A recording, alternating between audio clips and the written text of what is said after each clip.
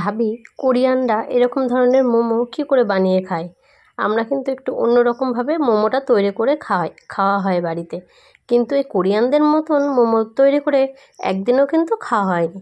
তাই আজ মেয়ের আবদারে কোরিয়ান মোমো তৈরি করতে বসলাম।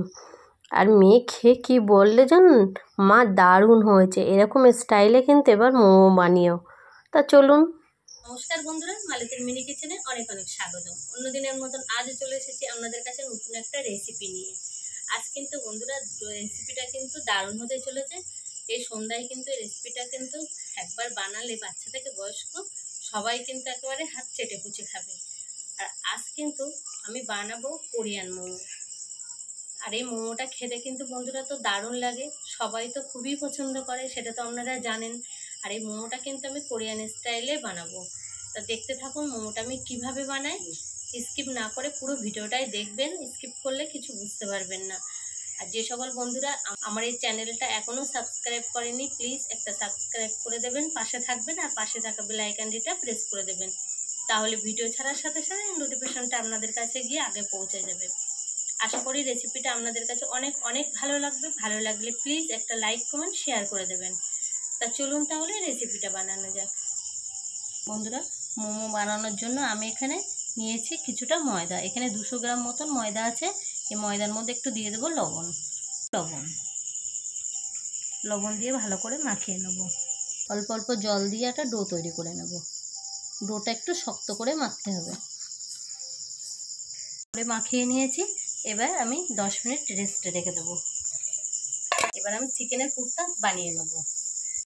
চিকেনের পুর তৈরি করার জন্য এখানে একটা ফ্রাই প্যান নিয়েছি কিছুটা আদা কুচি, রসুন কুচি আর বোনলেস চিকেন একসাথে কিন্তু ফ্রাই প্যানে তেল দিয়ে এটা বসিয়ে দিলাম। বেশ ভালো করে একটু নাড়াচাড়া করে ভাজা ভাজা মতন করে নেব। পরিমাণ মতন লবণ আর গোলমরিচ গুঁড়ো দিয়ে দেব। দিয়ে বেশ সুন্দর করে এটা ফ্রাই করে নেব। আর এটা মিক্সচারে কিন্তু আমি বেশ সুন্দর করে একটু মিক্সচার করে নিয়ে এসেছি। তাহলে দেখুন সুন্দরভাবে মিক্সচারও হয়ে গেছে। এর ভিতরে আমি এবার দিয়ে দেব কিছুটা গাজর কুচি, কিছুটা পেঁয়াজ কুচি আর দিয়ে দেবো কিছুটা কাঁচা লঙ্কা। কাঁচা লঙ্কাটা একটু কুচিয়ে দেবেন, যেহেতু চিকেনের মধ্যে আগে কিন্তু একটু মরিচ গুঁড়ো আর লবণ দিয়েছি, সেহেতু কিন্তু পরিমাণ বুঝে এটা দিতে হবে। অল্প একটু চিলি ফ্লেক্স দিয়ে দেবো আর দিয়ে দেবো সামান্য একটু লবণ দিয়ে ভালো করে এটা মেখে নেব। আর এটা বেশ হাত দিয়ে কিন্তু সুন্দর করে মাখতে হবে। বেশ সফট একটা নরম বেশ করে নিতে হবে এই পুরটা, তাহলে কিন্তু বেশ খেতেও সুন্দর হবে আর মাখো মাখো মতন হবে। দেখুন পুরটা কিন্তু ঠিক এরকম হয়েছে। এবার আমি কোরিয়ান স্টাইলে সসটা তৈরি করে নেব। তার জন্য তেঁতুলের একটু পাল্প বের করে নিয়েছি, তাতে একটু জল দিয়ে 2 চামচ মতন কর্নফ্লাওয়ার গুলে রেখে দেবো আমি সাইড করে। এবার একটা ফ্রাই প্যান নিয়েছি, তাতে রিফাইন তেল দিয়ে সামান্য একটু পেঁয়াজ কুচি, রসুন কুচি, আদা কুচি আর লঙ্কা কুচি দিয়ে সুন্দরভাবে এটা একটু ফ্রাই করে নেব। বেশ সুন্দরভাবে ফ্রাই হয়ে গেলে বেশ লাল লাল মতন দেখুন ভাজা হয়েছে। এবার আমি দিয়ে দেবো সয়া সস, একটু চিলি সস দিয়ে বেশ ভালো করে নাড়াচাড়া করে যে ব্যাটারটা গুলে রেখেছিলাম তেঁতুলের, সেটা ঢেলে দিলাম এর ভিতরে, দিয়ে একটু ভালো করে নাড়াচাড়া করে ফুটিয়ে নেব। ঘনত্বটা একটু ঘন হয়ে আসলে এর ভিতরে দিয়ে দেবো 2 চামচ মতন সাদা তিল। এই তিলটা দিলে কিন্তু খেতেও বন্ধুরা দারুণ লাগে, দেখতেও অসাধারণ লাগে। পরিমাণ মতন দিয়ে দেবো লবণ, দিয়ে দেবো একটু সামান্য লঙ্কার গুঁড়ো, আর এখানে আমি একটু সামান্য মরিচের গুঁড়ো দিয়েছি। দিয়ে দেবো 1 চামচ মতন চিনি, দিয়ে ভালো করে একটা সস তৈরি করে নেব। আর দেখুন ঘনত্বটা কতটা সুন্দর হয়েছে, আর এটা কিন্তু খেতে হেভি টেস্ট হয় বন্ধুরা। সসটা আমার রেডি হয়েছে, একটা বাটিতে ঢেলে নেব। মিটে গেছে, এবার কিন্তু মোমোগুলো বানিয়ে নেব। ময়দাটা আর একটু ভালো করে মেখে নেব।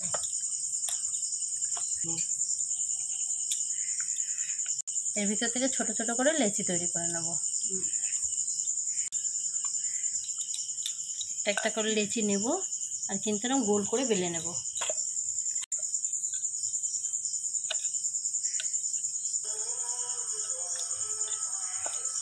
কিন্তু লেচি আগে তৈরি করে নেব। এগুলো বেশ ভালো করে বেলে নিয়েছি। এবার একটা একটা লেচি নেব আর এরকম পুর ভরে নেব। দিয়ে দিলাম পুর।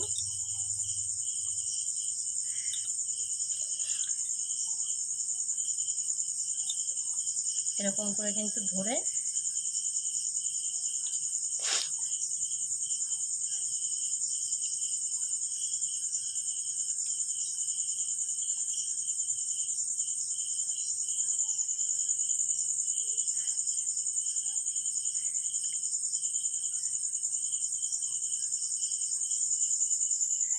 একটা মোমো কিন্তু রেডি।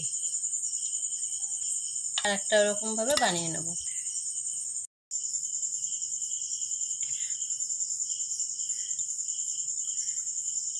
মোমো কিন্তু রেডি করে নিয়েছি। এরকম করে সব মোমোগুলো কিন্তু বানিয়ে নেব। দেখুন কিছুটা মোমো কিন্তু বানিয়ে নিয়েছি। দিয়েছি, জলটা কিন্তু ফুটছে। এই অবস্থায় কিন্তু আমি একটু রিফাইন তেল লাগিয়ে দেবো। হালকা করে একটু রিফাইন তেল দিয়ে দেবো। পড়ে গেল। আর এই তেলটা কিন্তু আমি ভালো করে গায়ে এরকমভাবে লাগিয়ে দেবো, তাহলে তলায় চিপকে যাবে না।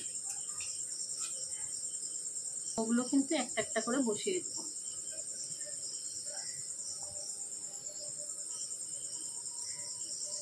একটা ঢাকনা দিয়ে ঢেকে দেবো কিছুক্ষণের জন্য।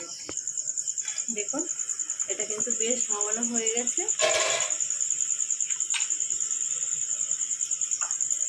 সেদ্ধও কিন্তু বেশ ভালোভাবে হয়ে গেছে। আর এটা আমি নামিয়ে নেব। এগুলো কিন্তু দিয়ে দিলাম। দেখুন বন্ধুরা, মোমোগুলো কিন্তু একদম রেডি করে নিয়েছি। আর খুব সুন্দর কিন্তু মোমোগুলো তৈরি হয়েছে। আর আমি কিন্তু যে সসটা বানিয়ে নিয়েছি, কোরিয়ান যে সসটা বানিয়েছি, দেখুন সেটাও কিন্তু দেখতে খুব দারুণ হয়েছে। আর খেতেও কিন্তু হেভি টেস্ট হয়েছে। আর এবার কিন্তু কোরিয়ান মোমো যেভাবে এরকম করে কিন্তু দিয়ে দেবো বেশ কয়েকটা। এই সসটা এর উপরে এরকমভাবে দিয়ে দেবো।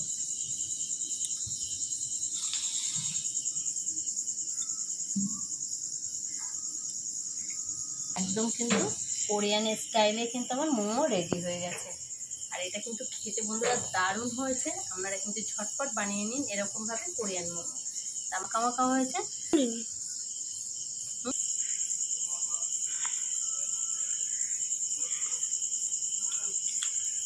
বন্ধুরা, দারুণ হয়েছে।